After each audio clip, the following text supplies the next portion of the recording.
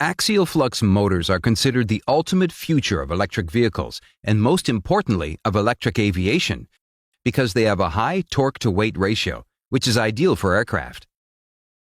Companies like Rolls-Royce and Magnex have intense research and development in progress on these motors. Interestingly, the first ever electrical generator, developed by the genius Michael Faraday, was an axial flux type. You can see the axis of rotation is parallel to flux lines. However, it never got its day in the sun back then. Based on the orientation of magnetic flux, electric machines can be divided into two types. First is the radial flux motor, which is used in 99% of applications today. And second is the axial flux motor. In a radial flux motor, the magnetic flux is perpendicular to the axis of rotation. In an axial flux motor, the magnetic flux lines are parallel to the axis of rotation. Now let's see how the axial flux motor actually works. The axial motor's operation is based on the interaction between the permanent magnet and the electromagnets.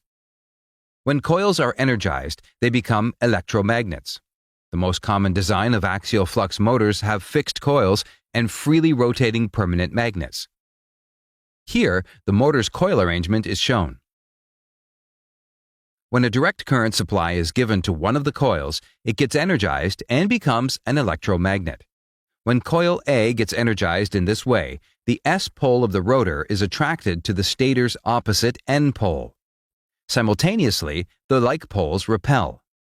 The tangential component of these two forces is shown here. The tangential force components make the rotor rotate. When the rotor aligns with coil A, the net force acting on the permanent magnet becomes zero. Will the rotor motion stop at this point? The rotor's speed or the inertia effect causes it to travel ahead of the perfect alignment angle. During this time, the next coil, B, gets energized. Because of the same forces of attraction and repulsion, the rotor then reaches near to coil B. Later, coil C gets energized. After that, in the next half rotation, coil A energizes again, but this time with the opposite polarity, just by changing the supply directions. The process constantly repeats and the rotor continues to rotate. However, in this operation, you can see two coils are always dead. These coils drastically reduce the motor's power output. Here's the trick to overcome this problem. We simply have to pass the opposite polarity current through the second coil. To ease the understanding, let's focus just on the nearest pairs of magnets.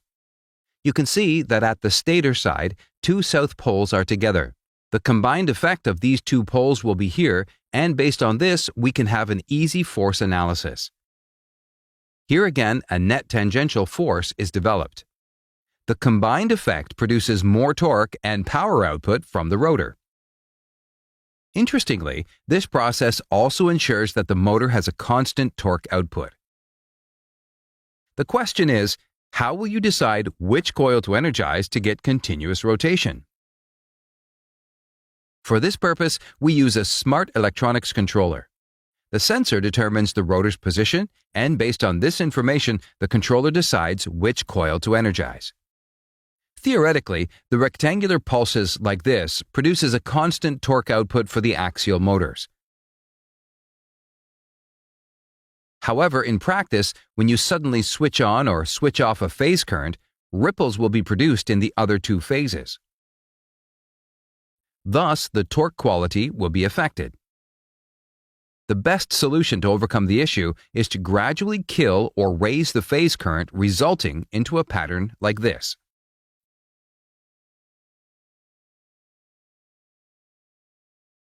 Let's compare the axial flux motor with the most commonly used motor, the radial flux induction motor. The first differentiating factor is the flux flow path in the machines. If you compare the magnetic flux pattern of both the motors, you can see that the axial motor's flux flow path is much more dense and shorter when compared to the induction motor. To confirm the flux paths, let's take help from the FEA. Here is an FEA result and EMWorks 2D software paired alongside SolidWorks. The interaction between rotor and the stator magnetic field generates torque. Here, some field loops rarely interact with the rotor. On the other hand, in the axial motors, the majority of the flux lines lie in the useful work area to generate torque. For this reason, the axial flux motor gets a higher density of flux, thus generating a higher torque output from the same size of the motor. The second differentiating factor is the larger diameter. In axial flux motors, the rotor magnets can be located further away from the central rotating axis. This larger radius allows the motor to generate more torque, made clear by this simple torque equation.